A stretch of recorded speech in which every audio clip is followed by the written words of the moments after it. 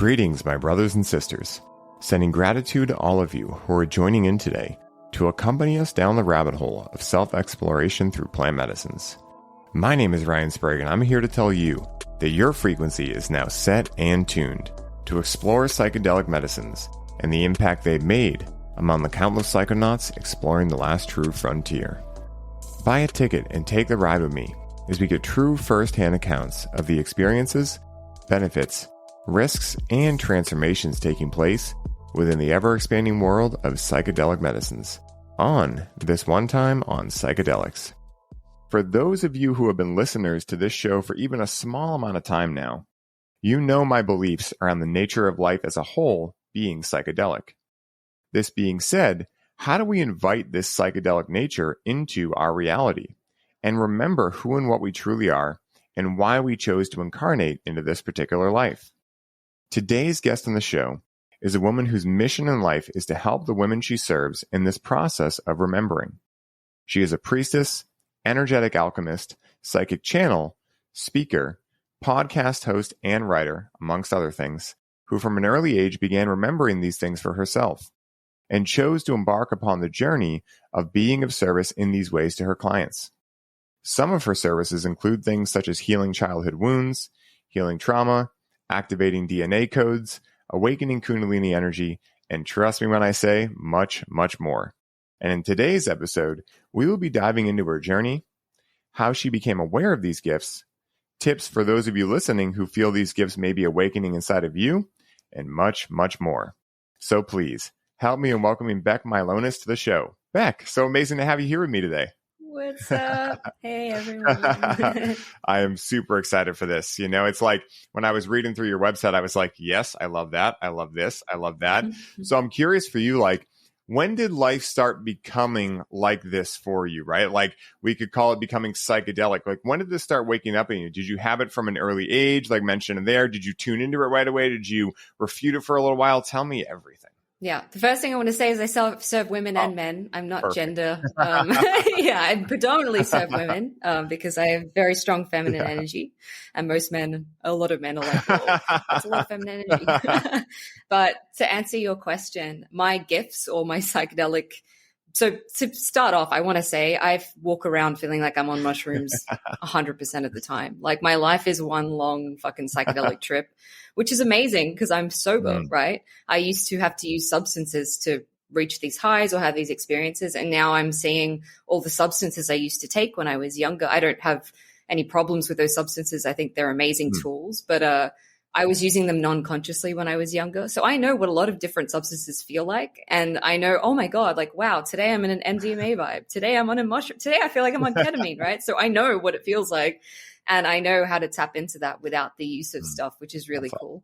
As a kid, I wouldn't say that I was particularly tapped in. I think I was super sensitive as a small child and I shut down my sensitivity because I grew up with trauma.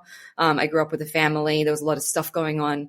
And my mom was very negative, going through a lot of stuff. And to protect myself, I think I shut down really, really early. And most of my life I spent really shut down, repressed, emotionally, kind of like constipated up until about 18, 19, when I realized like I had kind of like this history of mental illness in my family. And I had problems with mental health pretty much since the age of 16.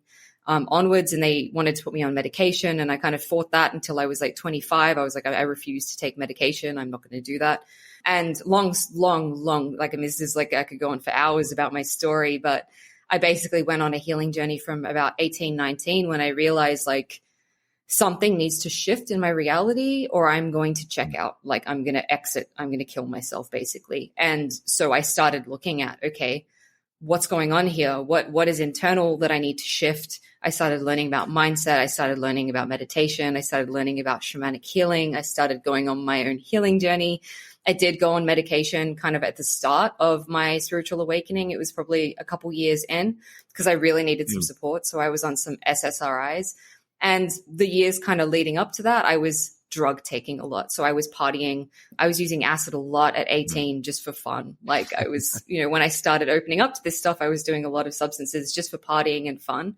And I think I was always looking for that experience of consciousness. I was always looking for that expanded state, thinking that that was how I was going to access it, right? It's reminding me of, I watched this movie, The Jesus Revolution, the other day, and he's talking about, no, I haven't seen it yet, but I'll have to check it out. Great film.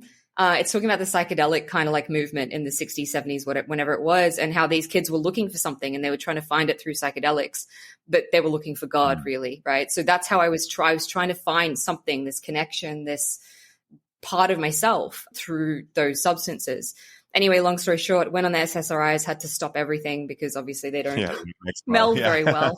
And was doing that for a while. And then there came a point in my journey when I was really starting to connect to my higher self, my guides, my spirit team. And they said to me, you need to go off medication so you can heal. Like, you're numb at the moment. And that's what it did. It just numbed me out from feeling anything pretty much. Like, didn't make me better, it just made me numb from all the depression and the heaviness and the wanting to end my life. So they were like, you need to go off this medication, which was really scary for me at the time because I'm like, fuck, I got to deal with all this shit. And they said to me at the time, I was living in Melbourne. I had a partner, I had a job, I was working in the film industry, I had an apartment for like 8 years, I already said that. And this dropped into me, you need to pack up your whole life, quit everything and move to Bali. And I literally just started my coaching business. So I was in no way sustaining myself through my own income, my own job. Like, it was terrifying. And I was like, that is the wildest shit I've ever heard. So I need to do it, right? I was a big fan of Joe Dispenza back then, and he's all about like change your environment so you can change who you are.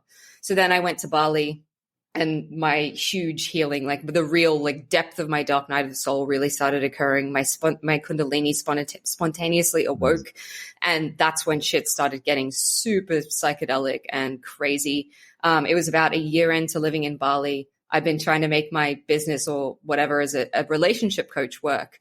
And I was basically getting cock blocked by Sky Daddy, the universe, whatever you want to call it. And it was just not working, right? And I was like, I don't understand. At the same time, I kept running into these healers and shamans and priestesses and whatever. And they kept saying to me, you're this healer, you're this shaman, you're this medicine woman.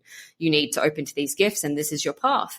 And there was a lot of resistance. And I was like, no, I'm a coach. I don't know what you're talking about. Like, I'm not intuitive, blah, blah, blah, all this shit that I used to tell myself to avoid the inevitable. And there was this one day and it was like I'd gone broke. I pretty much had run out of money. I had to go back to my biggest fear at the time was having to move back to my parents in Sydney and basically live with them broke. It was like the biggest shame and failure.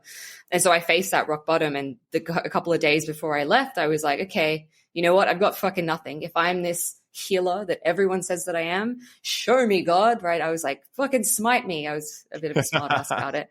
And literally the next day, my kundalini, like, I think it had been already like awakening, but it was the first experience where I had this insane mystical experience where I was speaking other languages. I was remembering past lifetimes. The whole room was warping around me. My body was convulsing and contorting in all sorts of ways. It was pretty wild. And that continued for about 4 or 5 months in Australia. I returned back to Bali. And then from then it was this process of like everything opened up overnight for me. I was remembering all my incarnations. I was remembering getting burnt at the stake. I was remembering all these like brutal things that were stopping me basically from like connecting to my gifts. And it's like I went to bed this normal person, like this muggle, and I woke up this like psychic channel who was suddenly having these bliss states of like elation and orgasmic pleasure running through my body where it felt like I was getting fucked by the divine, like wild shit.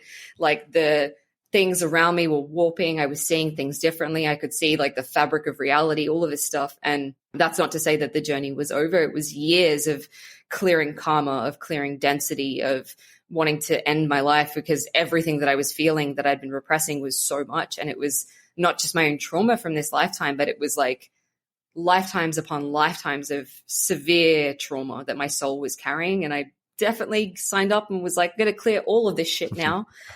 So that's kind of what it was like. And then from then the experiences started to get more mystical, more amazing. And now it's a constant state of bliss. I mean, most days is a constant state of bliss, feeling like I'm on MDMA, feeling like there's this magic behind everything. It's like, how could it be this like magical and crazy? There are also days where I'm like, holy fucking shit, this is so intense. I feel like I'm going to explode. I'm going to die. Like, I feel like I'm dying, which is pretty constant. So it's like, a Kundalini waking is pretty crazy for anyone who's experienced it. It can be pretty insane. It can send you to some places where you think you're literally losing your mind because you are. So all of that, I dealt with all of that. I hope that kind of gives you a good kind of like insight into the journey, and it's ongoing, right? Because it never ends. It's just more expansion, more amounts of energy moving through my body, weirder mystical experiences, all of this stuff. It's never ending. Wow, Beck, that is absolutely amazing. Like, I will take nail in the head for 500 to literally everything you said, because like that resonates so highly. And, you know, very similar to your journey, I went through like what can best be described as a Kundalini awakening in 2019, which is what actually started my business and everything. And it was actually after an MDMA experience. And very interesting you bring up the feeling of MDMA, because one of the things that I found is that actually, for me anyway, like although the experience of MDMA is amazing, where I actually get the most benefit is the couple of days after, where those small things that have been small triggers are now front and center, and you just got to make a change because you're like, I literally don't have any dopamine or serotonin from which to like try to numb this away or distract myself. And that was when my Kundalini awakening actually happened.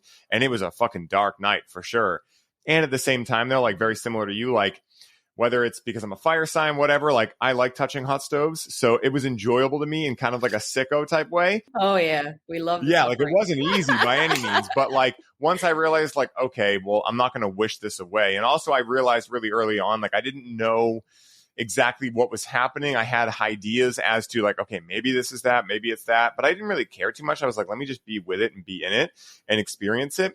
And I'm curious for you, like, you know, I love to dive into a little bit of like practicality for like anyone listening. Like, what were some of the first things you noticed with regard to like your Kundalini energy waking up that maybe someone listening might go, oh shit, like, is that what I've been experiencing with that? Because I imagine I don't want to call them symptoms, but like the signs differ a little bit from person to person. And so I've had a couple other people on that are like, you know, Kundalini individuals. Actually, the last guy I had on was a man, right? So I'd love to see your feminine perspective of like what you started experiencing, because what I've noticed is, although this is happening to a lot of people, specifically women, it seems to be really blowing up with. Like my partner has been going through a lot of stuff. Like, and if you think about like who women have been throughout antiquity, like they have been that. Like, you know what I mean? That's why it's so necessary for men to have that feminine counterpart, whether it's, you know, a feminine man, et cetera, et cetera. So I'm curious for you, like, what are some of the things you first started noticing, and kind of how did those things like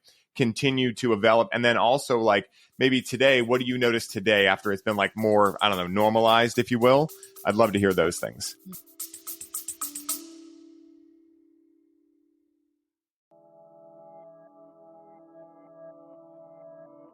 Hey, everybody. I hope you're enjoying the show. I wanted to take a quick moment to let you all know that the doors are officially open for the Conscious Cannabis Collective.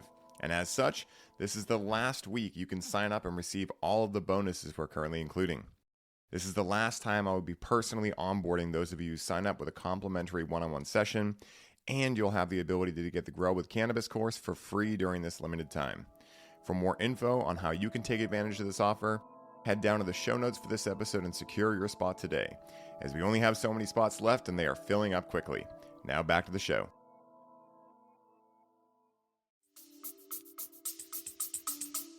I want to say something that I actually didn't say at the start, because I could feel it moving through my body. I'm an activator, right? So for anyone who's open and wants to, there is such a fucking huge activation of Kundalini coming through me right now that you can literally tap in and feel it energetically, right? Like that's what I'm here for. So you want to know what Kundalini feels like? Set the intention to receive right now, because it is moving through my body. You will receive from this. If you want to get your Kundalini activated, there's so many precautionary things I have to say, like make sure you've got support, make sure you're ready. It can be a fucking wild ride, but there is literally a transmission coming through me of what that feels like. So some sensations at the start that I was experiencing. The very beginning was I would be lying in my bed and I would look around and I'd see the speckles of like the air and like it was like this staticky vision thing that was happening. I can't even describe it another way. And I felt like if you've ever taken, like you've been in a hospital and you've had morphine, this like wave of heat or something would come over me and things would start to speckle and I'd be like tripping out a little bit. So that was one of the first things I experienced. The sensation of heat moving through my body, tingling in my hands, tingling in my yoni, tingling in different parts of my body, the feeling of sexual energy. So you think that you're turned on by, that's a big activation coming through my pussy right now. But you feel like something is turning you. Yeah.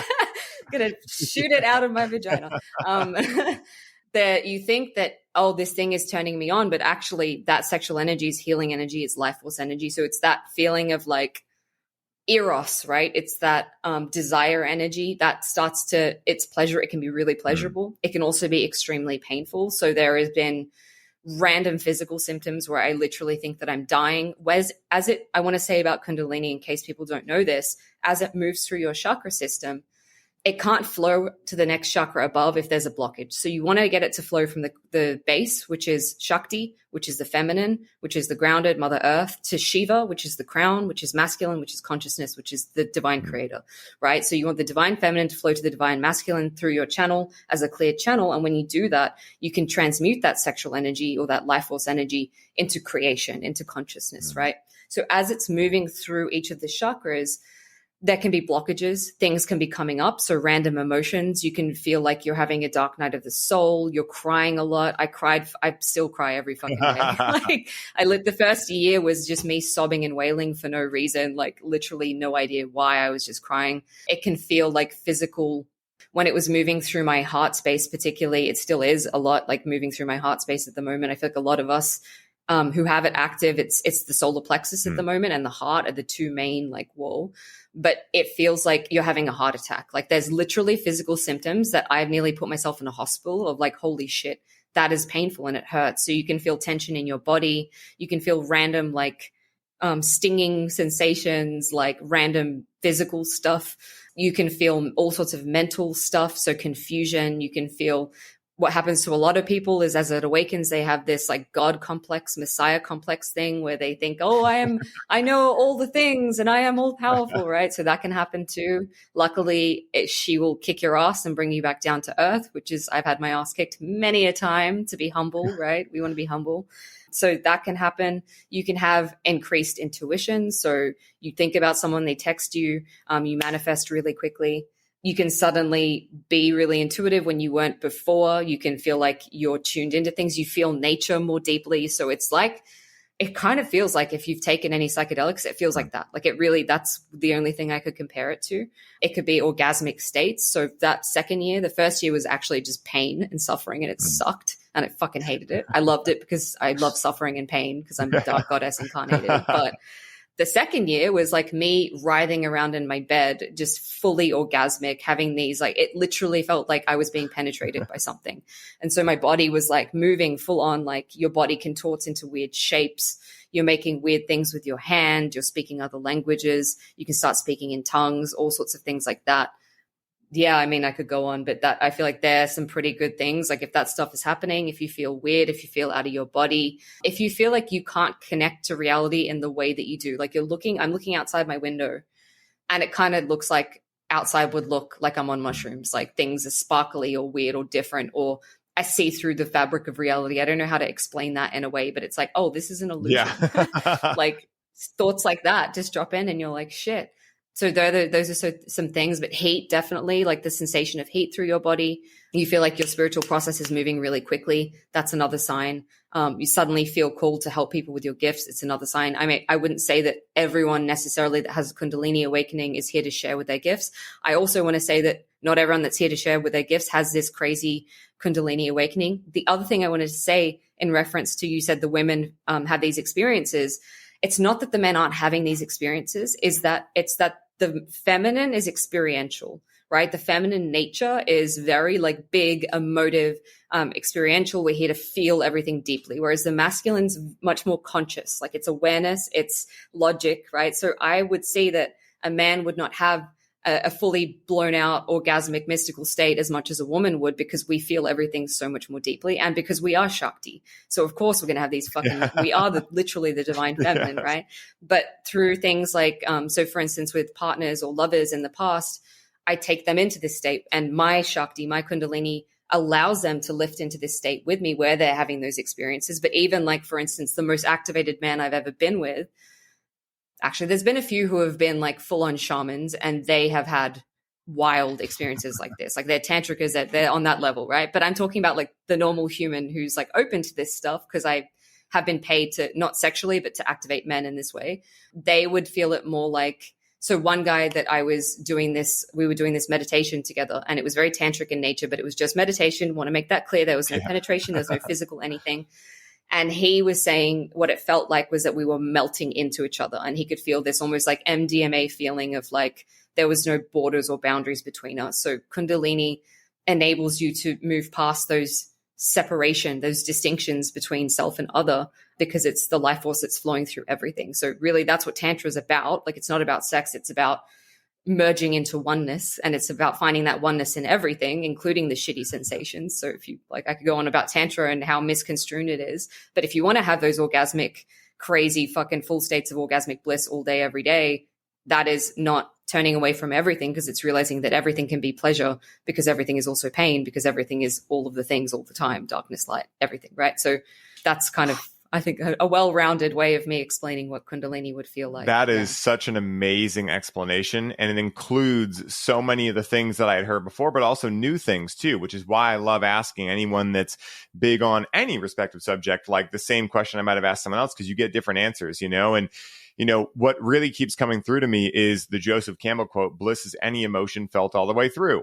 And what I love about the feminine versus masculine is that men, self-admittedly, right? Like, I can see that saying, understand it logically. It makes sense, right? But then actually translating that intellectual concept into an embodied state of being, two totally different things. Sounds simple, not necessarily translates to easy, you know? And this is why I found, like, you know, my partner is getting into Tantra and all these things. And way back when I first heard about Tantra, when I was in like my late teenage years, had no fucking business looking into it. But, you know, that is the misconception. Like, oh, it's about sex, right? And it's like, well, yeah, I mean, it can include that, but that's not the entire idea of it, you know? Like, and I love how you put it, like coming into oneness, because that is the opportunity we have through not only sex, but also like into you, me, see, intimacy, right? Like, you know, that's the whole idea, you know? And so I really love that. And, you know, one thing that I am fascinated with is, I've been a part of a mystery school for the last couple of years, and studying Kabbalah and all different sorts of stuff. And one of the things that they do are DNA activations. I don't know a whole lot about this realm. I know the ones I've gotten. I know what lineage they're a part of, et cetera, but I'm fascinated with this, because I will tell you one thing. Now, again, correlation doesn't necessarily equal causation, but I am far in the qualitative realm, right? So I don't really need science to prove anything for me. But at the end of the day, when I went and got my DNA activated with the mystery school, it wasn't more than about 2 months later when everything in my life started shifting. Now, again, like, you know, I was working with mentors, I was doing other things, but something intuitively told me, like, no, that definitely did that.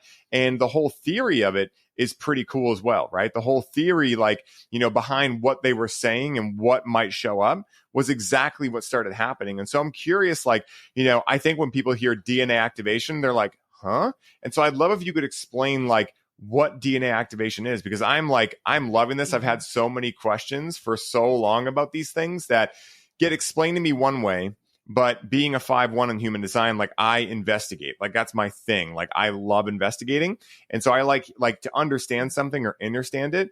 I want to hear it from as many different perspectives as possible. And so I'm curious for you, like, what are DNA activations? Are there particular ones you do, or is it more kind of like you do what that individual needs? I am so excited to hear about this. I'm a 3/1, by the way, so I hear you. Yes, you get it. Are you a projector? I'm a manifesting generator. So I'm all about the experience, getting shit. And actually, I have to experience it. Someone could tell me something, I'd be like, that's nice, but I've got to go full in and feel all of it. Yeah. Okay, so there's a lot of moving parts in this question. Just let me feel for where Spirit wants me to go with this. Mm-hmm. So I think our DNA as humans, a large part of it is offline. It's not being used, right? So I see our DNA as our full potential. Mm-hmm. We can go really esoteric into this dialogue and the whole we've been seeded here by other races, like alien races, like dialogue, which I'm really into that dialogue because I literally am not fucking human. Like it's very much, and you're not either, right? And I feel like a lot of people on this path are not. So there's that whole dialogue of awakening your DNA connects you to your limitless potential that has been literally seeded into our DNA. It's been repressed by the powers that be. So we never reach our full potential. We never turn into these manifestors we're meant to be. We never have the capacity to heal ourselves. We never have the capacity to connect to psychic things and experience that kind of 4D, 5D connection, which is seeing beyond the limitation of separation in space. So we can look at it in that way. So it's like galactic stuff coming online, memory, soul memory. Soul memory is how I think DNA activation on any level is soul memory activation. And it's remembering that you are more than this one human, having this one incarnation and this one experience. This meat suit is just one aspect of who you are. So to me, DNA activation in the process I take people through is connecting them to various lineages, which they've been a part of. So that could be on Earth. So different lifetimes in part of different lineages, like ancestral lineages, gifts kind of like in that bloodline. So the ability to, I don't know, talk to the trees or like converse with that, whatever that is, like psychic gifts, medicine work, whatever that is, right? So from human lineages, but then also tapping back into, for those of us, not everyone has this. And it doesn't mean that we're special. It doesn't mean anything. It just means that some of us are just not from here, and that's cool. And don't get attached to that either, because I feel like so many people get fucking, oh, I'm a starseed from, it's like, no, you're a human right now. Like, yeah, that's cool. But also don't be a dick about it, right? So many of us do have incarnations, and we actually are not human in nature, as in right now we're human and we've chosen a human form, but we've actually incarnated from various different races where they have certain capabilities or codes of knowledge or wisdom within them. So for instance, I'm feeling into, so Lionsgate just happened, right? That's a massive Syrian portal. So Sirius energy. When I feel into the Syrians and their energy, I've had lineages there. Like I've connected to them. I connect to a lot of different races because as an activator, I have to have this codex, which connects to like a bunch of them, because people come to me and I'm like, oh, you're from this race. I'm going to activate this in you. Right. So I'm a bit unique in that way. It doesn't mean I'm special. It just means that's my role. I'm a gatekeeper to many different places. But generally people will have one or two starseed races, which they connect to. And it's like a flavor of an energy, right? So there's certain traits or gifts or abilities that these races carry. So Syrians, going back to what the Syrians do, they're very shamanic in nature. They're very good at connecting with the earth somewhere. They're very good at connecting with the grids of the earth, seeding information into the earth, bringing in codes and energies from different places. So they were the ones who taught us how to build pyramids, right? So they taught humans how to build pyramids and how to use the constellations and the galactic energy to create and open portals and that sort of stuff. I'm trying to feel into other races that might be something like Pleiadian energy is very high frequency. So someone with Pleiadian codes could just be very joyful, very high frequency around them. I feel like you've definitely got some Pleiadian energy in you. That is definitely the one I resonate with the most, for sure. Yep. Yeah. So it's like that uplifting energy, right? There's like the Lyran felines, who is that's a really divine feminine. They're so beautiful. They're like opulence and like abundance and like courage and pride and strength. And they're very like fierce, right? So you can probably feel that in me. That's a very strong codex that I hold. So different flavors can come online in you. And it's basically helping us to express our multidimensionality, express parts of ourselves from other incarnations, other places, to bring on this more diverse version of who we are and who we're being and how we're expressing and what we're offering. Because who you are is way more than your job, your vocation, your living situation, your relationships. It's this multifaceted being who's here to transmit information all the time. Like we're here to transmit information, to share codes with each other. And codes are just information. Everyone talks about codes. Oh, you can download my codes. It's like, what does that really mean?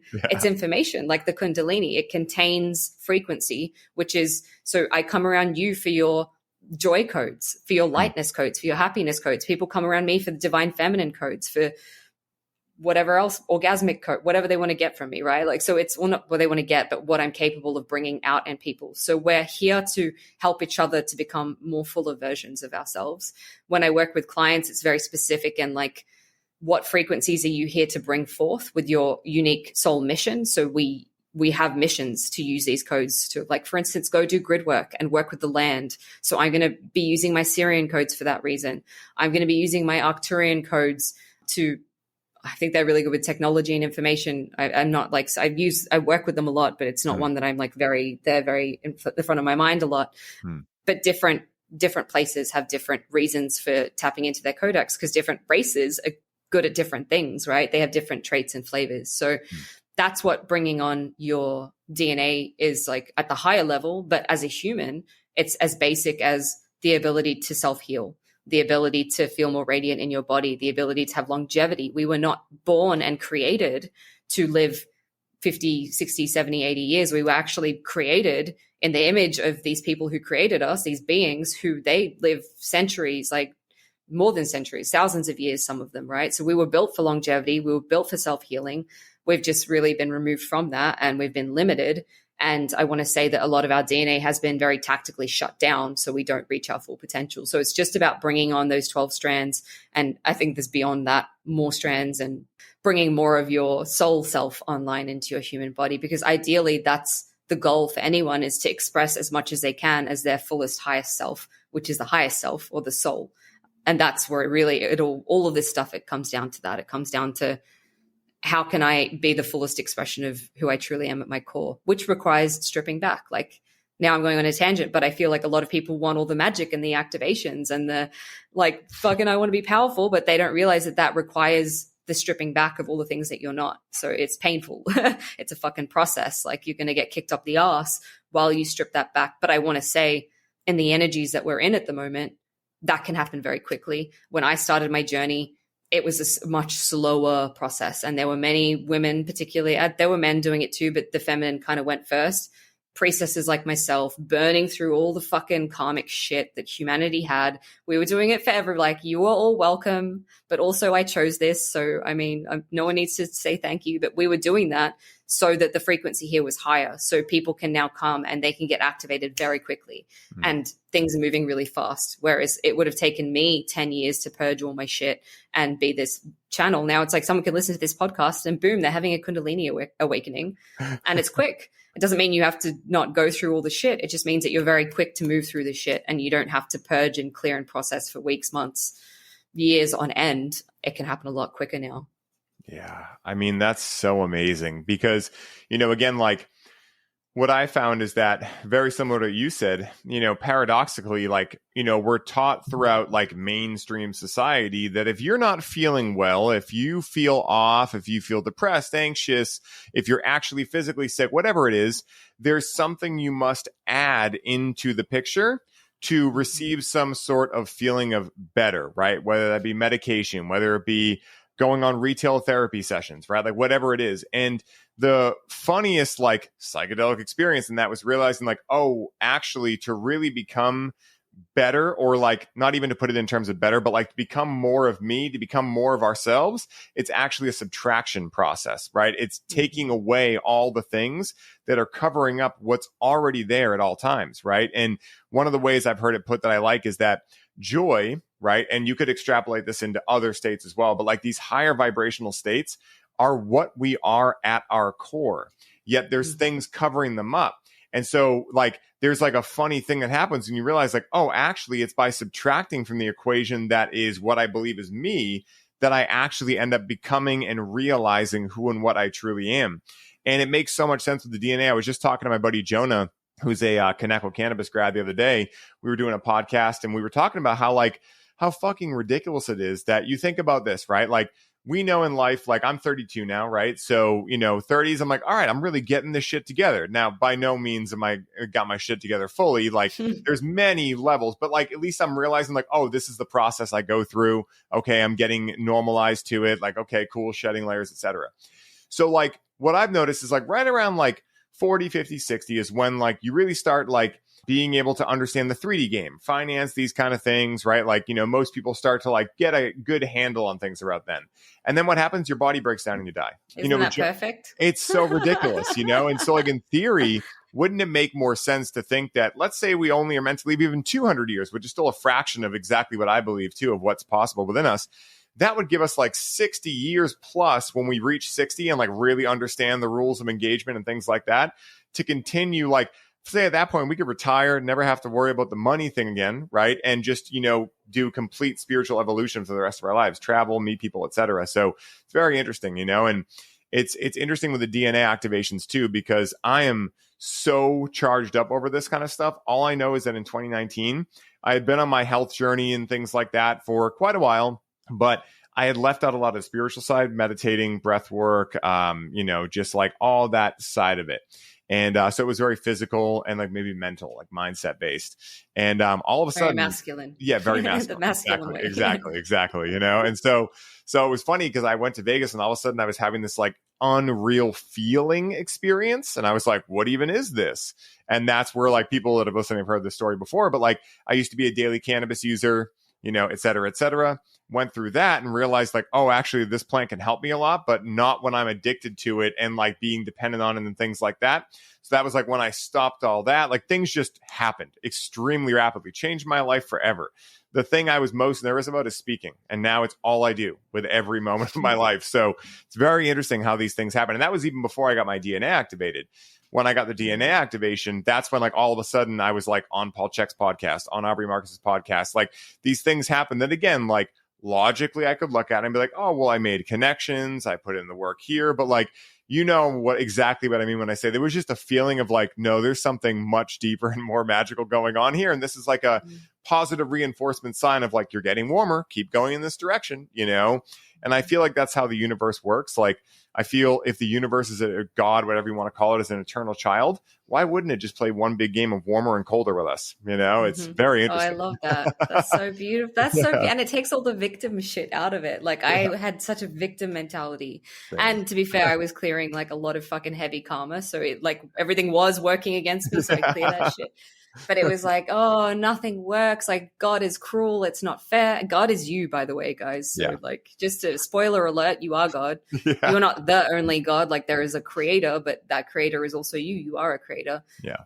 But that is such a playful way to look at life. Like, yeah, it's like, oh, getting close. Nope. Now it's like taking that feedback and being like, cool, what can I change? Instead of being like, it fucking failed and also 1-3. So I have to fail. Something you said pinged me that I want to mention something. It's kind of like going way back into a previous thread, but you'd spoken about how we're taught to not feel the things. And like in our society, we're taught like, this is what, you have to add something to feel normal. And this came through actually in my first year of this awakening. I did a 5-gram mushroom trip and I was like avoiding the fuck out of that shit because I'd done mushrooms a lot, but not 5 grams. And I was like, my ego was creating all of these stories and reasons why I didn't need to do it because I was so evolved and I can tune into spirit without blah, blah, blah, all this shit. And my sister was like, you just got to come because she's a mushroom shaman, actually. So she is really into plant medicine. She sits ayahuasca ceremonies and plays music and all that beautiful stuff, which I really respect. I don't need the ayahuasca. I am ayahuasca. Like I can't even imagine. It's like on Aubrey Marcus when Matthias De Stefano was talking about a portal doing ayahuasca. That's what I feel like it would be like for me. And it's just too much. Like I need to fucking ground. So maybe one day, mama. But like, anyway. I went off track, but I avoided doing this trip. It's actually really funny so much that the day of the trip, I was staying with my folks in their new apartment and I managed to lock myself out of the house naked midway through a bath. Like that's what my ego was manifesting to avoid doing this trip, to seeing the shit that I was avoiding so much. So I got into the trip and I was like, oh fuck, like this is it. Like I knew what was coming. And it was a massive ego death for me, where I realized this identity does not exist. And this thing kept coming back where it's like I would let go and I was so terrified. There was this like, no, I can't let go. My human being like, no, I don't want to die. And then I'd be like, my mantra was, I trust you, mama. I trust you, mama. Because my experience with mushrooms is it's very maternal. It's very grounded. It's very earthy. And I always feel like it's this one maternal figure leading me through and showing me things. That's how I perceive it. Yeah. And I was like, I trust you, mama. I trust you, mama. I trust you, mama. And then I would let go and she would show me the infinite bliss of like just this moment. And it was like night and day didn't exist. I didn't know where I was. I thought I was never, ever going to be normal again. And as I had that thought of I'll never be normal again, it was like, Beck, there is no normal. Like this normal that society is telling us, no one is fucking normal. Like that normal doesn't exist. So why not just be crazy, right? And I feel like my life is constantly walking this very, very, very fine line between psychosis and spirit, like psychic, right? It's always that constant line. But if you look at other cultures, like where there's shamanic practices or indigenous cultures where they have shamans and whatever that is, they know that person who's seeing things, hearing things, feeling things, they're not fucking weird or different. They're gifted. They just have the capacity to tap into something else. And so they're taken, they're recognized, they're taken, they're nurtured, they're trained, they're taught, how to develop those faculties, how to protect themselves, whatever it is, right? In our society, what's happening and what's happened over the past couple like years, 10 years or so, we have priestesses and shamans and people, medicine people waking up all over the place. But our society is telling them, you're fucking nuts. You've got to take this pill. You've got to do this, because we don't have that spiritual connection that other cultures do. In Bali, where I was living, everything is a ceremony. Everything is this big spiritual thing. They were like doing exorcisms on the beach for this thing, right? Like, it's like just so normal for them to be so connected to spirit. And in our culture, it's like, oh, you're crazy, right? We see depression and we're like, we want to avoid that. We can't feel that. But actually, for me, every single time I've gone through a deep depression or dark night of the soul or had stuff cracked open, it's only led to more love and more bliss and more of myself. And so I've actually been able to derive extreme pleasure in that pain, because I find that love. And that's what it is. It's that process of, can I find love in this moment when I want to kill myself because I'm feeling, and that's like part of the reason why it's so difficult when you're this medicine woman or this shaman or you're having these things, is you're not only feeling your pain, you're feeling everyone's pain around you. And so like literally for years, I was feeling the pain and the suffering that was like, I have not been through anything in this lifetime that is that bad, really. Like, yes, boo-hoo, my mummy was mentally abusive because she was bipolar. Boo fucking who. She also loved the fuck out of me. I went to a good school. My parents took care of me. I was never on the street. Like, so I couldn't understand the grief that I was feeling was like the grief that like the worst possible thing, like war-torn, rape and abuse and murder and torture. That's the level of grief I was experiencing on a daily basis, where I was just fucking wailing on the floor like, God, you've got to help me. Like, I need you to help me because I'm not going to make it through. And in hindsight, I realized, well, it was like lifetimes of like pain and suffering and trauma that I signed up for to come here and be this badass witch. But also it was collective stuff that I was feeling. So people are feeling all this stuff and that they don't even know, and they don't feel strong enough to feel it, and they want to avoid it because it's like, oh my God, this thing that I'm so afraid of, 111, when I looked up, which is a confirmation of like spirit saying, listen now, whoever's listening to this, you think that you can't feel it, that like, so for me going into that medicine journey, I was so terrified and I was like, fuck, I can't, I'm so afraid, the worst case scenario. And then when you're there, you're like, oh, is this it? Like, I have enough love to hold this. And if you don't have enough love to hold it, you sure as fuck will by the end of the process when you've had to hold yourself through it. And I see all those moments when I was literally lying on my kitchen floor, calling my parents back home, and that's why I'm so grateful that I have parents that understand mental health stuff. And I chose them obviously for this reason, because they don't understand. Like, I was sending them articles, this is what a kundalini awakening is, this is what, and they don't understand, but they were like, my daughter is in pain. So I'm calling them from Costa Rica, where I'd gone to like have this whole fucking karmic relationship, and I was clearing all these slavery suffering cycles, and I was on the floor feeling every child that's ever been fucking abused, and it was terrible. And I just wanted to kill myself, and I'm calling them hyperventilating, being like, I just need you to be there, right?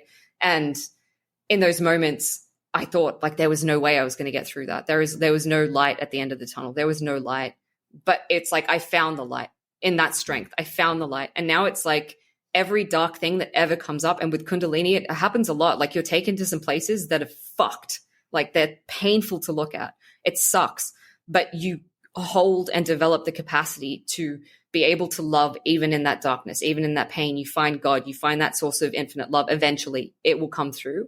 And so it's like, you're never going to be made to feel something beyond what you're capable of holding and handling. So the degree of intensity that someone like me would feel is probably not what the most normal person would feel, because they simply didn't sign up for the degree of intensity that is my life. And I think most people would not be able to handle it, and that's cool.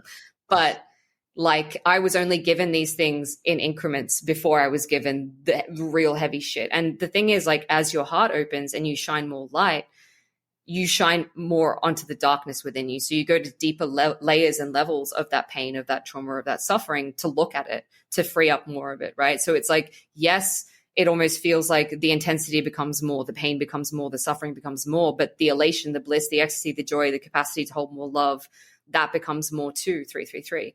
And so it's like you expand on both ends, and it's literally like we're here and we're taught don't feel anything, and then we expand and we expand, and it's like literally the capacity for what you can feel it's never ending, and it's never ending like expansion. And that's even what so as a channel, like, I have life force moving through my body constantly in a very tangible, physical, visceral, like, I don't know many people that feel it the way that I do, where they're like, their whole body's moved.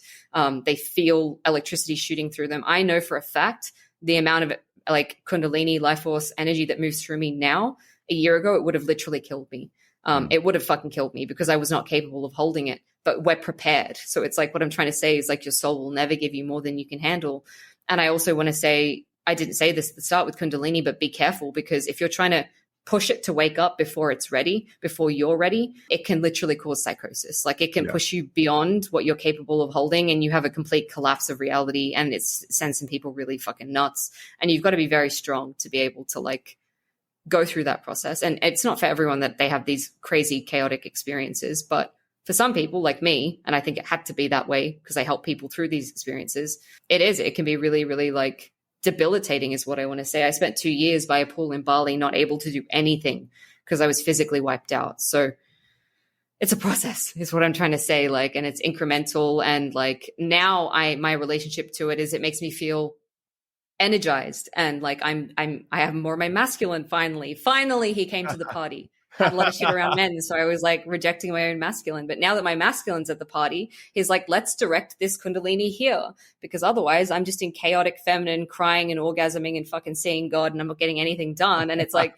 it's great to have all this energy, but if you're not directing it towards something, then it's chaotic, and it fucks you up basically. So you've got to have that balance. Like you've got to have I'm very in this spiritual world, I'm in this mystical state, but I'm also grounded fucking here. And I think that's what a lot of people forget in their spiritual practice, that actually ascension is a process of descension, and it's a process of being human. Like I think it's the twofold path. One of the paths is spirituality and awakening through being human and through experiencing everything. And personally for me, I mean, I've spent many lifetimes on the mystic path of just completely ascending out of my body. I don't need to do that. I've done that. My job is to be human now. So it's like, as much as you want to ascend and evolve, don't forget your humanity. Don't forget to take care of your body. Don't forget the pleasure and everything can be sacred. Literally, this conversation is fucking sacred. Me eating my breakfast can be sacred. Everything's a ceremony. There's God in everything. So that's like, that's the potential for you with spirituality, rather than it being this thing that's outside of your life or this one aspect of your life. It can be your whole life, but you need to be willing to ground it and anchor it here with practicality. And that's honestly, I can be honest and say that I did not have that going for me for many years, and isolated myself and couldn't be human, couldn't speak to people, thought I was better than everyone. I was a bit of a cunt, actually, to use the word in Australia. In America, it's very offensive. Australia, it's just part of our daily language, mate. I love the fact that's part of everyday language in Australia, and it's not in America, because it's the funniest divide. Like, I just find stuff like that really hilarious. Like, very similar to what I imagine you feel. Like, I enjoy and I revere the sacredness of life. And then I also realize, like, this is all completely ridiculous. Like, you know what I mean? So being able to have like those things where you see people get all triggered over like a vocal sound is like absolutely hysterical to me. Like, no judgment, like not like, anything like that. Just like, I laugh, because I remember in my life when I took my life way too seriously. Right. And I'm like, it's a vocal sound that we've agreed means a certain thing. It didn't even exist more than like 500 years ago. Probably not even that much, So it's very interesting you bring that up. But, it's funny. There was a couple of things you said that I wanted to touch on. Number one being the whole idea of like being able to hold more over time. It's like there's a great quote. I forget who says it, but it's basically that no tree's branches can reach to heaven if its roots don't first reach to hell. Right. So it's the embodiment and the articulation of the yin and yang, right? The balance, the masculine and feminine, all these balances we talk about or hear about.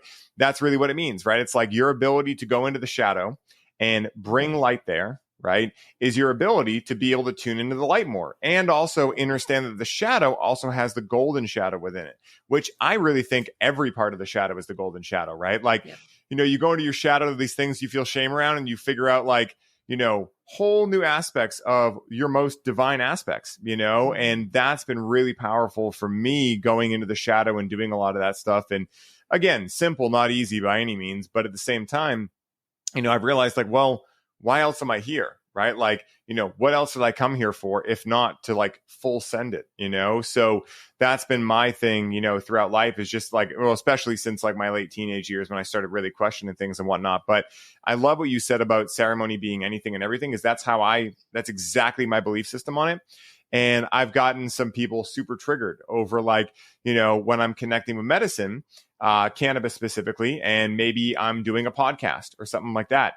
and I'll speak about the ceremony. And they're like, that's not a ceremony. I'm like, who says, right? Like, where did you learn that a ceremony has to be me in a white robe with a pashmina on under a copper pyramid? Like, hey, I'm not knocking that. That's amazing if you want to do that. But how many people does that leave out of the idea of being able to embody ceremony in their life just because they don't resonate with that at this point in their lives, right? Like, why wouldn't we want to believe that ceremony could be anywhere that intention and attention is placed and sacred reverence is in accordance, right? Like, I love that type of belief system because it's, to me, I think of belief systems and anything like this is like, does this empower me? Does it free me? Does it liberate me? Does it open me up to how much I know I don't know? And I think that's one of the biggest thirst traps in life is that the 3D realm will try to tell you that by intellectually understanding, being able to memorize and regurgitate things, that you understand things. And therefore, because of that understanding, you have what's called wisdom. When in reality, it's actually completely opposite, right? Like understanding things intellectually. First of all, there is no objectivity to the universe, right? Like, everything is subjective. And so even if you understand what psychology means, you might view it a little bit differently than someone else, right? You can have a general theme of what psychology means, but the intricacies are always going to be a little different. And so what I found is that by realizing, and this is why I, found that I loved psychedelics so much, is it was the first thing I got into where I realized like, I have no shot at ever figuring out any answers in this. And I love that realm. And I found for a lot of people, they don't like that. They like more of like the concrete. Mystery. Yeah. Like these are the answers. For me, ever since I was a kid, I've been like, why? Like, why is that this way? Why is that this way? And I didn't really want to know the answer because what I've realized and in hindsight is that like, what is the best part of Christmas morning if you celebrate Christmas? It's not actually when you open the gifts. It's before you open them, but you're there and they're onto the tree and you don't know what you got yet. And you have ideas or maybe curiosities, or you think you know what you got, but you don't really know yet. If we extrapolate that out, like those are the best aspects of life when you really think about it, right? When you go on a first date and you feel that feeling, but you don't know what's going to happen yet, right?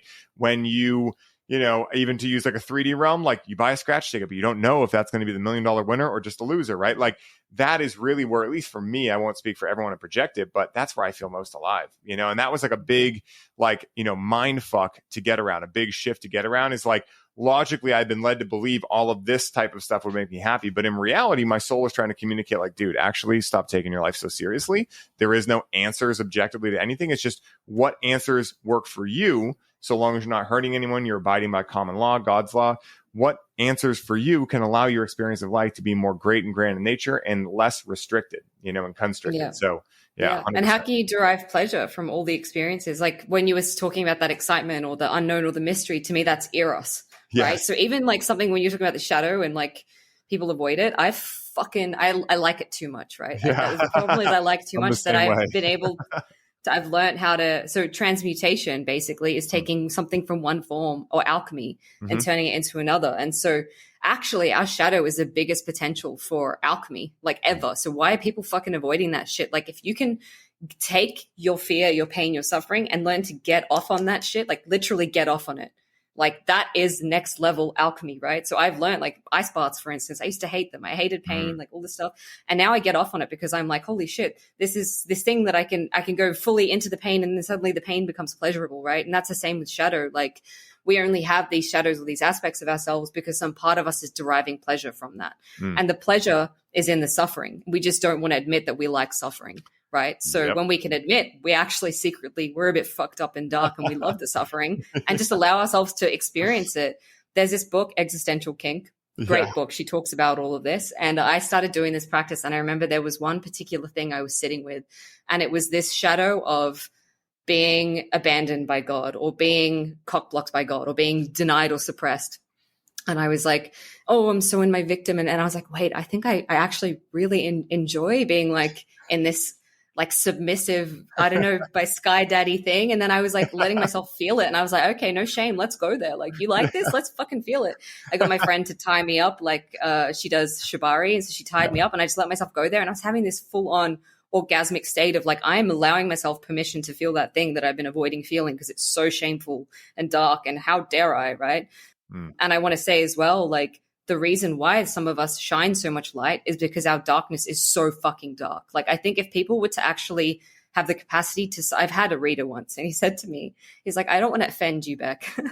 So please take this with love your soul is incredibly dark. Like, it's done some really fucked up things. I know I've definitely been involved in like human trafficking and slave codes and all this sort of shit. Like, I've been reptilian, I've been fucking draconian, I've been all that shit.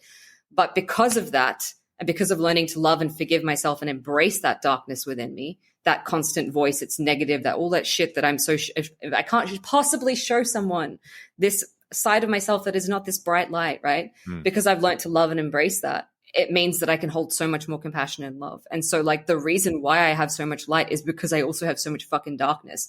And people need to realize that. We're always like striving for the light. We're striving for the joy. We're striving for the happiness. We're striving for the pleasure and avoiding this whole other spectrum of reality, which actually helps the other spectrum be bigger. Like, your darkness is only like the golden shadow, right? Some of our deepest power is in that darkness. Like, for instance, the primal feminine, the dark goddess is one of the archetypes I embody so beautifully. It's that chaos. It's that destruction. It's that, I was seeing a guy recently and he was a bit psychic. And I said, because I did this whole reading for him, and I was like, what do you see in me? I'm just curious what you pick up. And he goes, Beck, there is a volcano in you and it's about to explode at any fucking minute. And I was like, it's so true, because there is this chaos in me that is like unchecked. It's destruction. But after destruction comes creation. So I've been spending so much of my life trying to dull that down, dull my intensity down, not freak people out with my intensity and the rage and the chaos and the anger. But actually, if you look at that, it's sacred, because it could be sacred rage. It could be the ability, like Kali Ma, to speak to what is not fucking working and call it out and be like, I will not stand for it. I actually just did a lioness, Lionsgate activation called Lioness yesterday. And that was what it was. It was like we took them on this underworld journey with the dark goddess to reclaim those parts of ourselves that were shut down and told it's too much, it's too ugly, it's too loud, it's too destructive, whatever that is, because in that there is a gift, right? Like, no one is fucking with me. I've been attacked so many times by entities and various other things. And this darkness in me, this chaos, this rage, whatever it is, people say, oh, if you're just enough light, they won't bother you. That's bullshit. They still fucking bother you. But it's my ability to be like, do not fuck with me. Like, you feel that as a frequency, like, do not fucking try and cross me. I'm the most compassionate, sweet, loving, like, understanding, gentle, sensitive, empathetic being that you will ever meet. And I have so much love and, time for everyone, but you try and cross with me and I'll fucking cut your head off, right?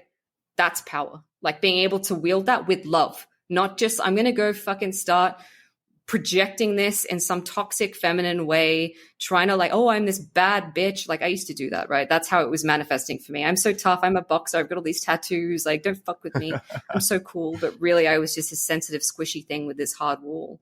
But now it's like, it's truth. You can feel that from me. Like, people do not fuck with me. I walk down the street in Mexico. It's like, try and fuck with me.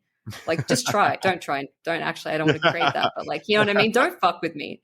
People won't fuck with me. I terrify people, and that's amazing.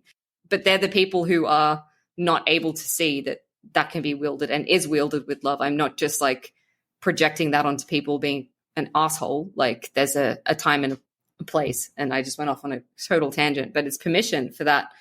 Those aspects that we shut down, they have so much power in them, right? My sexuality, something I repressed my whole life. And then when I opened it up at 18, 19, 20, I turned into this turbo slut for a few years. And then I started doing burlesque, and I was like, I'm this sexually free woman. But really, I was not. I was just like trying to tell myself I was that. And actually reclaiming that meant bringing it back to its pure sacred form, which is that life force energy, which is my power, which is my healing gifts, which is that orgasmic potential to manifest and feel pleasure, right? And so when I reclaim that, my sexual energy, it's not being used to manipulate men to do my bidding. It's not being used to get validation. It's being used in a pure way to create, to bring life to things, right? So sexual energy, tantra, you can talk about like that is, it can be used in a very base way for pleasure and for co-creation. That's like lower chakras. Cool. Enjoy that. We're here. We're human. Fucking love sex. I'm all about it. I love those experiences. But you can also use that to create. You can use that to heal your body. You can use it for so many other things, and we just waste it. And there's all these distortions telling us that a woman in her sexual energy is a whore. Like, what the fuck is that? Like, right? The amount of shame and guilt around having big sexual energy in the first place, which was not even necessarily sexual in nature. So that's a whole other, I could go on a 5-year tangent about all of that, but I'm not going to. I'm going to rein it in now. Well, I mean, Beck, that is amazing because especially where I'm at in Boston, you know, like the Puritans landed here, right? And oftentimes I wonder, like, I'm like, I want to go shake people and be like, hey, you know, the Puritans are long since dead, right? We can stop living by their shitty rules. Like, and this is one of the things, right? Like, so part of my biggest shadow, and I'll be completely vulnerable here, growing up was witnessing my father and other men around me act in egotistical ways, nothing like insane, but just like I was very sensitive to it. And me seeing that and at a young age, not knowing exactly like how to articulate this, but being extremely uncomfortable. And so one of the things that I came up with was like, I'm going to not be that. So I went so to the other pole where like it took me a long time, and arguably it's still happening now, to like really tap in, see my own power, be confident, etc. The only thing that really changed that was having a deep enough why that I just was like, I don't fucking care. If I feel ready, I'm just going to do it anyway and fail forward. But one of the other things that happened too is men and women, we both have our societal standards and norms and things like that. So the other thing I witnessed growing up is close family members. I won't mention any names just in case they happen to listen to this, but close family members, especially men, being very jealous over their relationships, right? And so I never felt comfortable with being a jealous individual, but I fell into like, oh, that's like what it means to like protect my woman. That's what it means to like do this. And obviously, like for any woman out there, you're probably shaking your head like, no, not really. Like, again, like, yeah, your girlfriend's getting like hit on by someone that's weird. Like, yeah, go like, you know, go diffuse that situation, but not because they need you to, just because like that's different, right? But this jealousy thing got me very like, just, it was always a weird thing. And then let's just say that through exploring shadow, through exploring with partners that I had different scenarios in which maybe we're playing out certain scenarios, role playing, etc., it was like, oh, fuck, I just discovered huge kinks of mine. Like, that's the funny thing that I saw this meme one time that was like nail on the head. It was like, what's this? Exploring shadow work, discovering new kinks. And I really feel like, you know, me and a lot of my my circle, like a lot of the people I spend time with, we're all in this very like liberated state now where all of us are just like, can we not bring like these societal standards in here? All of us get naked around each other. Like, we just have fun. You know what I mean? And it's not about like sex or anything like that. It's just about like liberation and like breaking down patterning. And I'm telling you, like, I mean, I know you'll know, but for anyone listening that hasn't gone through something like this, there was nothing that scared me more than like some of the things that I chose to like look into. And I'll never forget the first time that one of these things actually occurred, the feeling within me of like, all that shame just transmuting into like this fiery rage of like, oh, this is the fucking best thing ever. Like, what did I feel like I'm cheating right now? Like, I feel like I like hacked the game because I just realized like I experienced, not just from an intellectual understanding, but I experienced that bliss is any emotion felt all the way through. And that changed my life forever. And since then, now anything, even a food I don't like, I'm like, let me try it one more time just to make sure. Like, is there something there? Can you give me another one of those feelings? So it's funny you bring that up. There's something coming through. I actually feel like I'm here to activate the fuck out of some men in a second.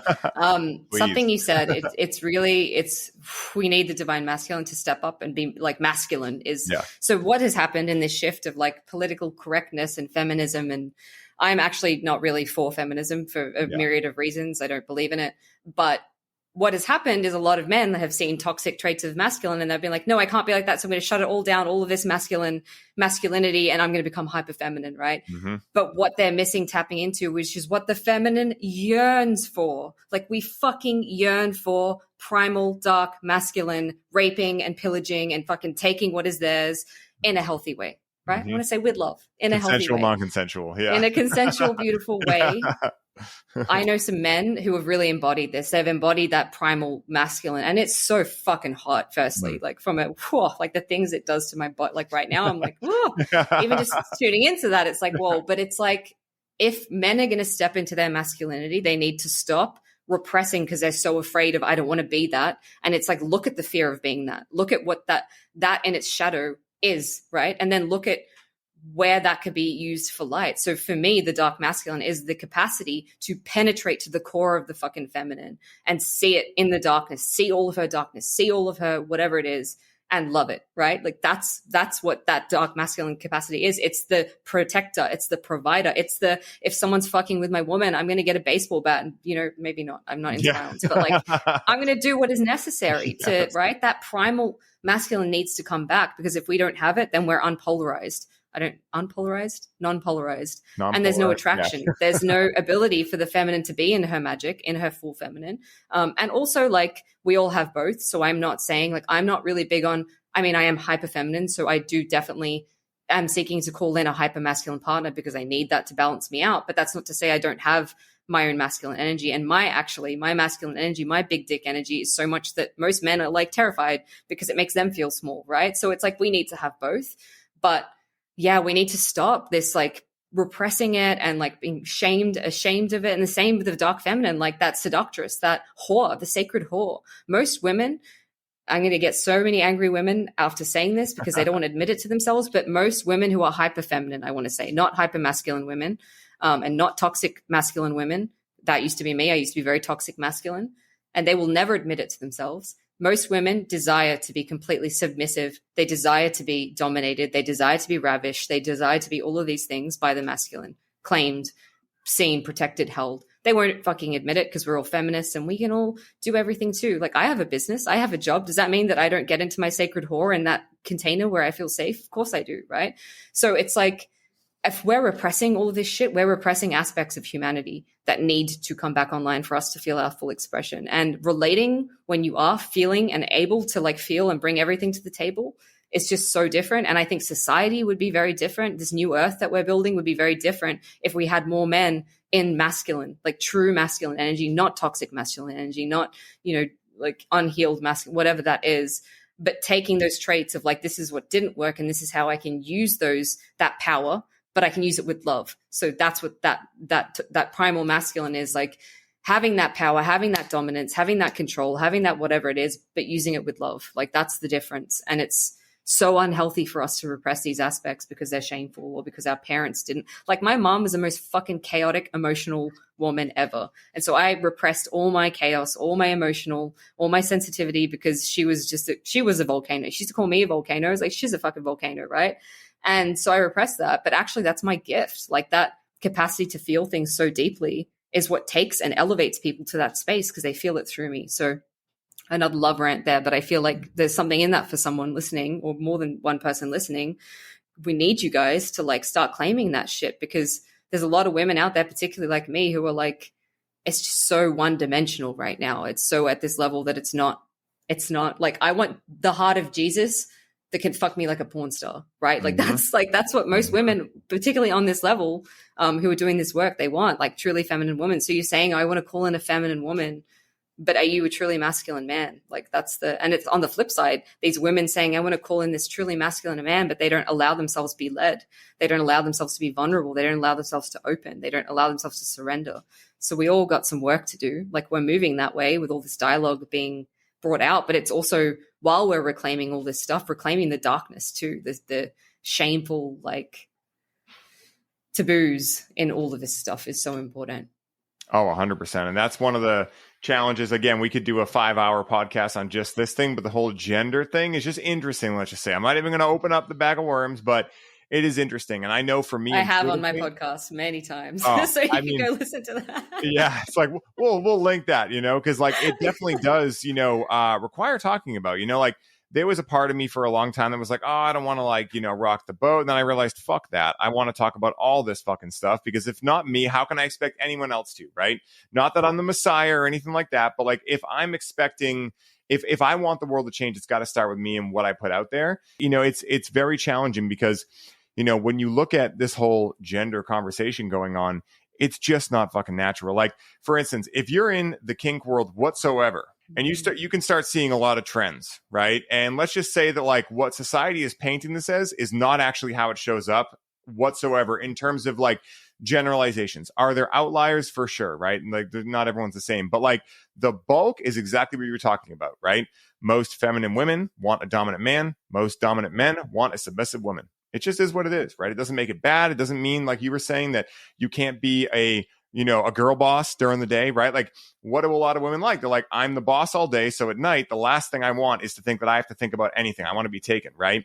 And the less that we talk about all these things, like, we are sexual, we're creative beings fueled by sexual energy, which is also creative energy. It is our essence. And so, like, the more that we stagnate these things, the more that we're going to run into challenges. I mean, 1 in 2 marriages ends in divorce. It's not only because of sex, but I could imagine that's a big component of it, right? Because, like, we can have this conversation, these people, whoever's listening, we can talk about these things, and, we can understand them. And, again, we're all works in progress, yada, yada. But, like, imagine, like, and again, no judgment, but, like, imagine, like, the typical individual that's, like, eating McDonald's. They would hate me. Yeah, like drinking tap water, like it's just like, like, how are they ever even going to, like, be able to tap into this stuff? It's challenging. Now, maybe they're mistaken, They're not. Yeah. And that's the other thing that we need to accept and not be judgmental assholes about it. Cause I was like that too. I was like, I can't even have a conversation with a normal person. I'm above everyone, right? Like, what am I have to offer to them? And it's like, there are some people who will never wake up. And that's fine. That's where they're at in their soul's evolution. Like, we're all different souls on different journeys at different access points. What resonates for some people is not going to resonate. There are people out there literally who will be like, you are Satan. I have Christians all the time. And the irony is, I fucking love Jesus. I'm so into Jesus. He's my homeboy, right? Yeah. I'm trying to call that in my life. He's also a tantrika, but we won't get into that. But so they're telling me you're the devil, you're Satan. And it's like, actually the core of everything I do is love. And I'm so much more, not to sound like an asshole, but I feel so much more connected to God in this true way where I experience God than half these people ever will. But it's like, I used to get angry and judge them and be like, I'm going to try and prove that I'm right. But now it's like, that's just where they're at. And I love them for that. I'm like, I love you and I'm here to be an example for you. And that's what I've seen a lot of people from my life, my former life, coming back into my life now and being like, wow, thank you. And it's because I didn't force shit down their throat. I'm just here shining my light, being who I am unapologetically, not giving a fuck about rejection anymore, which is a recent thing because I always used to seek validation. And now I'm like, I'm fucking here, right? Let's trying go. Here. It's great. It's like, it's big vagina energy is what I like to call it. Yes. Brandon from Expanding Podcast Expanding Reality calls it bonus hole energy, and he's trying to get that one to take off. Big bonus hole energy. So shout out to Brandon. Oh my God. And also Brandon. For hooking this up. Yeah, he's the best.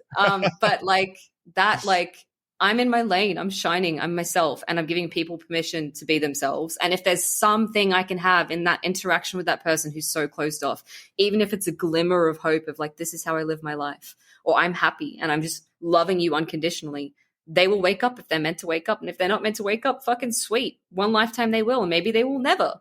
Like, I've done some shit as a soul, which is like so like facepalm. Like, I want to facepalm myself for some of the shit that I've done, but I had to do that shit to do this shit. So it's like, we can't judge people and expect them to take on our dogma or our belief system or our point of reality, because it's like, you're just wasting your breath. And like, I used to make fun of people who talk about aliens and all this stuff. And I was like, oh, that's fine. But it's because I was not claiming that part of myself, right? And I knew that it was there for me and I wasn't claiming it. So it's like, whenever you are triggered by someone, it's usually because there's something in there that you're not claiming. So they're just triggered. And that's what I tell myself. And I trigger a lot of people. And it's frustrating at times because it's like, oh, I'm so lonely up here. But like, also I'm attracting people who can see that and who are aligned with me. The more that I love myself through that process and I accept myself. And it's like, I love myself so much that no one outside of me is going to tell me not to love myself based on their judgment. And that's really, like, to me, spirituality is so much about self-love and acceptance. And it's like, not trying to find that in someone else, not trying to find that in a community, not trying to find that in social media or whatever it is, to be validated and liked and needed and seen. It's like, you need to do all of that for yourself first before you can call that in your reality. And that's what it was like for me in relationships with men.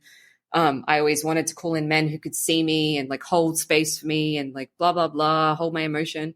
And it was only until my own masculine started to hold me and see me in all of my allness that I could call in men that were like, whoa, fuck, you're a volcano. And here's going to hold some emotion for you, and then still get triggered when I actually was like 2% more emotional. And it's like, well, that's a reflection on you, buddy. It's not a reflection on me. Right. And in the past, it would be like, I'm so devastated, it says something about me. And it's like, no, actually, it says nothing about me. Someone's reaction to me says nothing about me. It says more about them.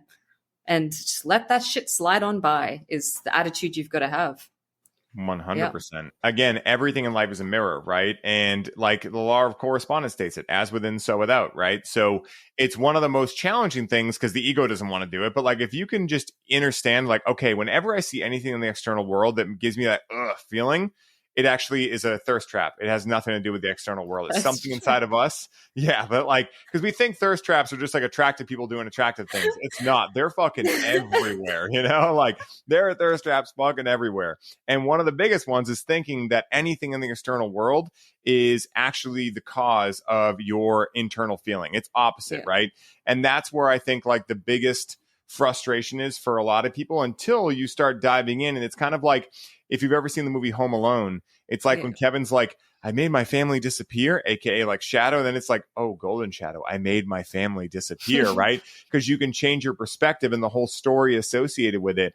And when that happens, magic happens, right? Because you realize like, oh, wait, when you can get even your ego on board, because your ego knows like, wait a minute, every time we look within, like, yeah, we do end up feeling cooler. It's like, yeah, ego, let's do it. Let's go look within, right? So you can like, I found like you can hack the ego to even help you in some of the things that typically the ego wouldn't like, because the ego over time will be like, well, I might not like the process, but we do come out looking fucking bitching a lot of the time, you know, and stuff like. And I want to add that most of the time, the soul ego and like the soul aligned desire and the ego desire are actually really similar. So, for instance, take the desire to be famous.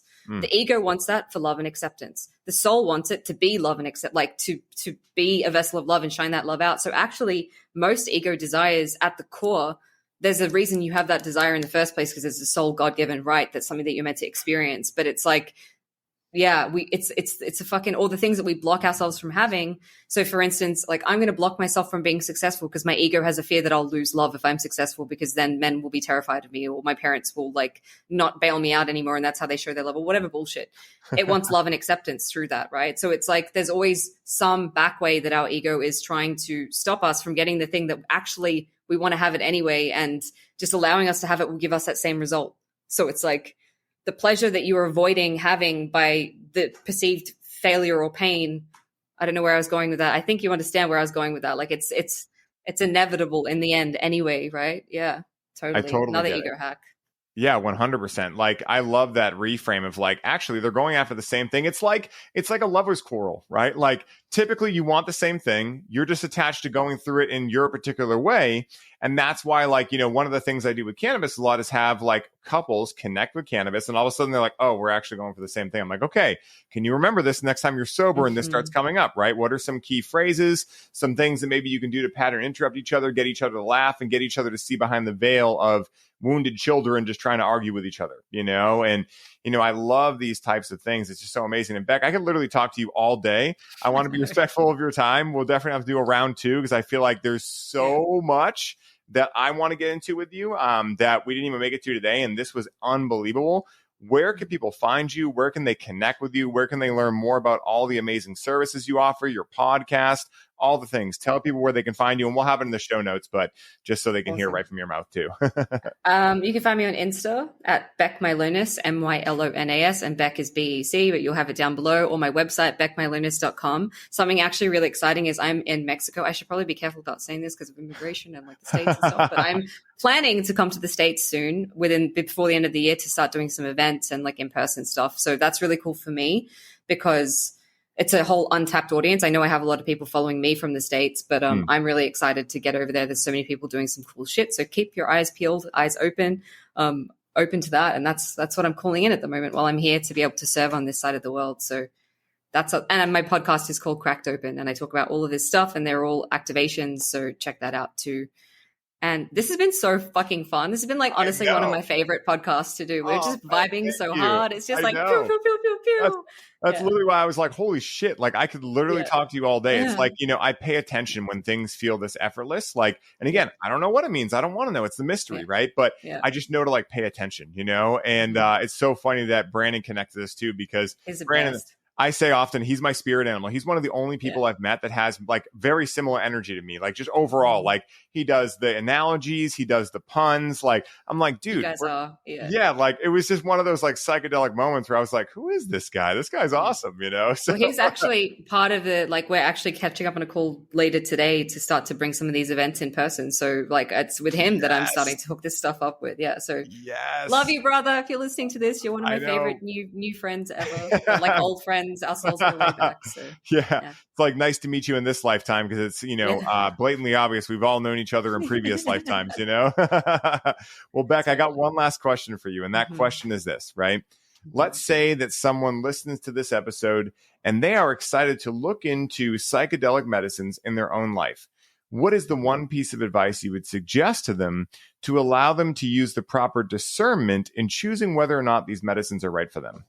Okay, so everyone says this, but set and setting, so fucking important. So I'm sure everyone on here knows about that, but also like intention and being like, ask yourself, what is the worst case scenario or the worst thing that I could possibly see in this? And am I ready to see that? And having some sort of anchor. So for me, it's that mama, I trust you. Going into it with the mama, I trust you. Mama, I trust you. I trust.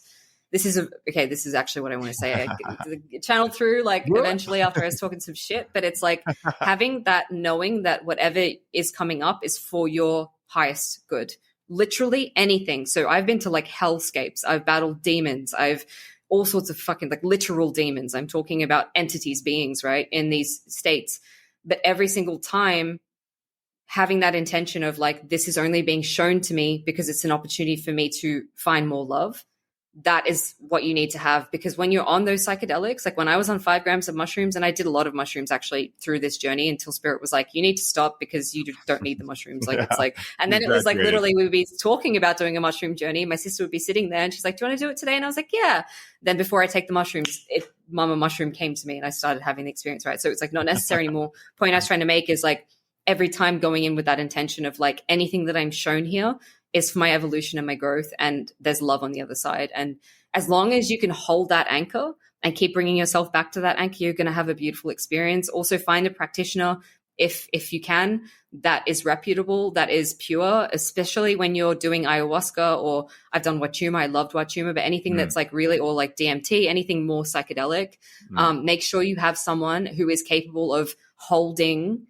This is from a spiritual perspective, holding a clear container where they are protecting you from entities and attacks. And that shit is real, guys. I'm not going to get into it, but it's real. And you need to make sure it's not some guy that just went down to fucking Peru for a minute and thinks that he can serve ayahuasca now. I've seen that. It's like in Bali, it's everywhere. It's like, you're not a fucking shaman because you did ayahuasca once. Like it's a lineage that you need to respect, right? Like it is. And I'm not saying that you have to, like there's not these rules about it, but just make sure you're discerning in who you trust to hold that space for you, because the wrong space, the wrong practitioner, the wrong energy, trust your intuition. If you're feeling like on the day, I don't feel right to do this, trust that, unless you're me and you lock yourself out and it's clearly an ego tactic, but that's a whole other thing. So that's kind of what I want to say. Just be open, keep that anchor of love, and make sure that I think it's the journeys that I've had that are the most epic have been held and supported with someone who's sober or like on a little bit of the medicine, who knows how to hold space for me. I do tend to do psychedelics on my own now because I know the places I can go to and I know that I'm capable of holding myself in them. And I don't really want to subject anyone else to that shit. I just want to go on my own journey. So depends on what state you're in. But if you're new to this, 100% I would recommend finding someone like Ryan, finding someone doing a ceremony in your area with that intention, with that container. And 2222 to finish that all. So that's all I'm going to say. Yeah. Thank you guys are the for listening absolute to best. Me. Oh my God. I just want to say real quick on that topic, it's like, I feel the same thing. Like, I think a lot of people have great intentions. They go do the medicine. It helps them. They want to do something good. But it's important that to understand that with great power comes great responsibility. In the same way that, think about it this way, right? Like, we're not really talking about anything that's super rules heavy or anything. It's like, if you want to learn to ride a bike, you're probably going to want to learn from someone who knows how to ride bikes and has been riding for a long time. And then there's a level where you might want to start mountain biking. You might need a totally different bike trainer, and it's going to take a different level of skill to be able to get to that level. And then if you want to do downhill racing, like that's a whole nother thing, right? So, that's why like I always tell people like, listen, if you're looking to like really connect with a medicine that you can work with a little more often, you can do so with your friends and family in ways that are not even intoxicating. That's why cannabis is so amazing. And she can bring you to some really oh my God, cannabis places. Fucks me up. Like one puff and I am like full on having an ayahuasca trip. So cannabis is powerful. Like, wow.